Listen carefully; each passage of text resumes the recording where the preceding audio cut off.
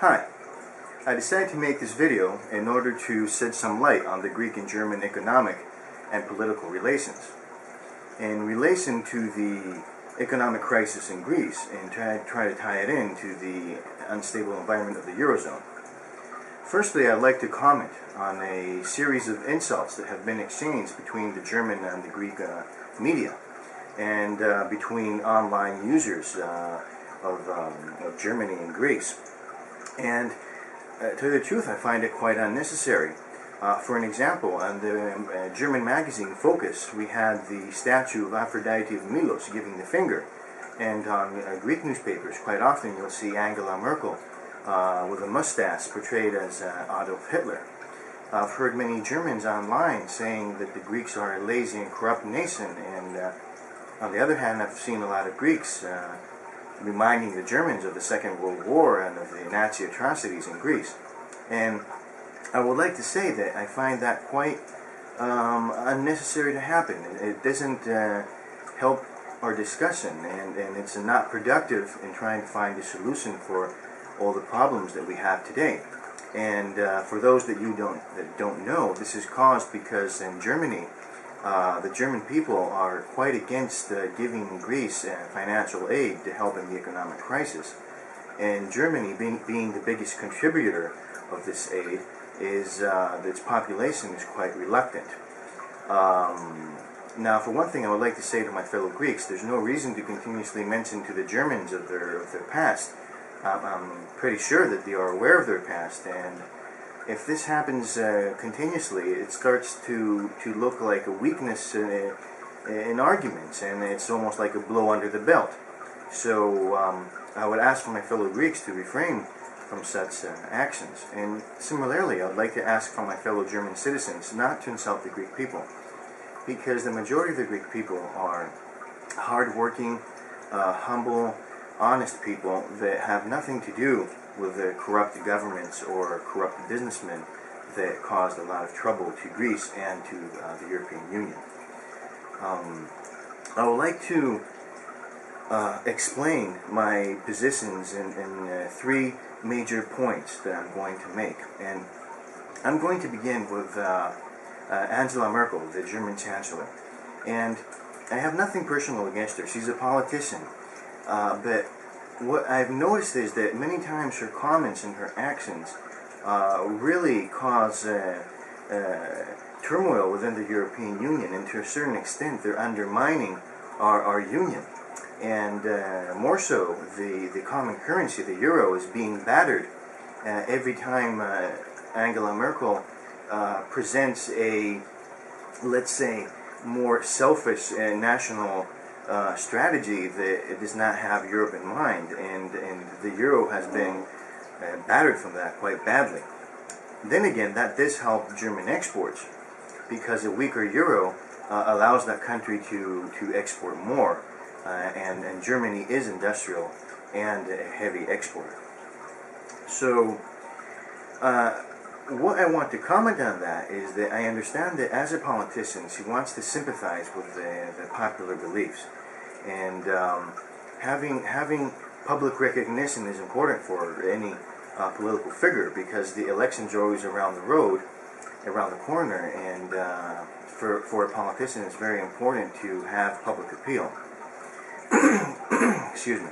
On the other hand, that brings a series of problems on the European Union, and the main problem is that by taking such positions, and I've heard Angela Merkel quite often say that the Greeks had bad policies and they were corrupt, and she's very harsh with Greece.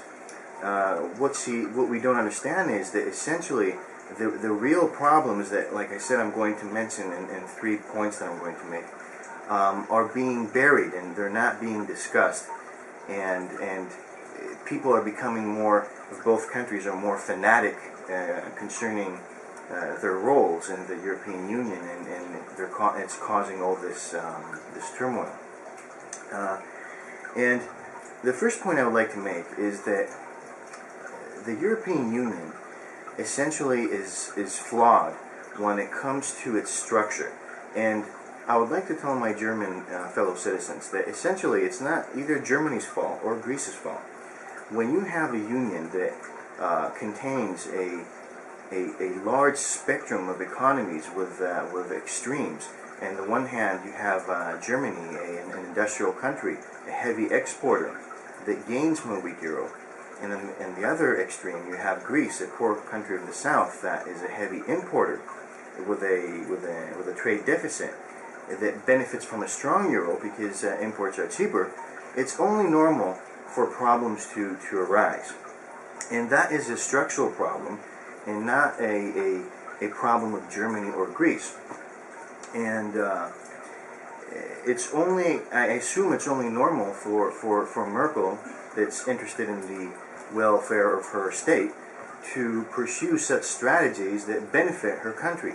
But then again, by opposing the idea of the European Union, and by becoming more national and not being as interested in helping other countries, Germany might be helping the euro to fall and to make it weaker in order to help her exports. But again, the notion of a European Union is collapsing, and that's why I believe that the collapse of the European Union is actually imminent. Because we can imagine the European Union as a person that has one foot in one boat and another foot in another, and is trying to maintain balance. And of course that's very difficult, because Europe has to decide in what way they want to function, and if they can function in a unified manner. For an example, if we want to face the future together, all the European countries, and put both feet in one boat, we have to look towards that option and try to do any necessary reforms that will allow that peaceful coexistence and a true union. On the other hand, if that is not possible, we have to put both feet in another boat and try to find alternative options, and I'm going to discuss one. Like I said, the European Union, having a single monetary policy, having all these directives that try to impose a singular political way of action for every country. It's like trying to fit a set of clothes to different people, different sizes, and that's impossible. It's only normal for the clothes not to fit every person, and of course I'm implying every state properly, and that causes problems. Nicolas Sarkozy, I think it was 2 years ago, but it might be even further back in time, had actually suggested something very interesting. He said that there could be a European Union of the southern countries with their own currency, and I think he called it a Mediterranean Union. Excuse me, and that does make sense, because currently the North and the South are so different when it comes to their structure of their economies, and even their both problems and their revenues are. The countries of the North and South are similar in those manners. The difference is so intense that each region is causing harm to the other. We are pulling down the countries of the North, like Germany, and Germany is causing trouble to countries like Greece. So by having a similar economic and monetary policy for the South, and vice versa for the North, that will help these regions to tackle their problems in a more efficient manner. Because the southern countries, and I'm not going to call them pigs because I find that a very derogative term, and I don't find it at all smart. It's just a silly term. The countries of Greece, Italy, Spain, and Portugal, if you take into them, they're similar economies. They have the same structural problems like high unemployment, and even our revenues are similar. For an example, all countries that I mentioned base themselves quite a bit on tourism. We have good weather, a lot of sights to see, antiquities. Here in Greece you have the Greek islands, and tourism brings us a lot of currency, and helps us towards a positive trade surplus. On the other hand, the countries of the north are similar between themselves in that they have similar problems themselves, and there are similar economies too. And I feel that what Sarkozy had suggested is a smart solution, in that we're not talking about dismantling the European Union, but we're talking about having two separate regions that can more efficiently take care of their economic situations. And for an example, that would benefit Greece very highly, because Greece currently has a negative growth rate of 4.5%, and a lot of businesses are closing down. And many internal reports are reporting that within the year, many big Greek businesses are going to go bankrupt. And the reason is that there's no liquidity. The euro is simply very hard to acquire.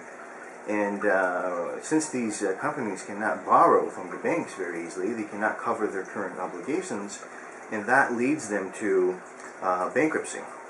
So a sovereign currency could help quite a bit, in that it would give the necessary liquidity to the markets by inflating that currency and by devaluing it. And that would also help in separating us from the north that is affected from the south, and vice versa. So that is my first point that I would like to make to my fellow German citizens, in explaining one of the reasons that our economic and political relations are so tarnished lately. It's not really the German people's fault or the Greeks' fault. It's a structural problem of the European Union. Excuse me.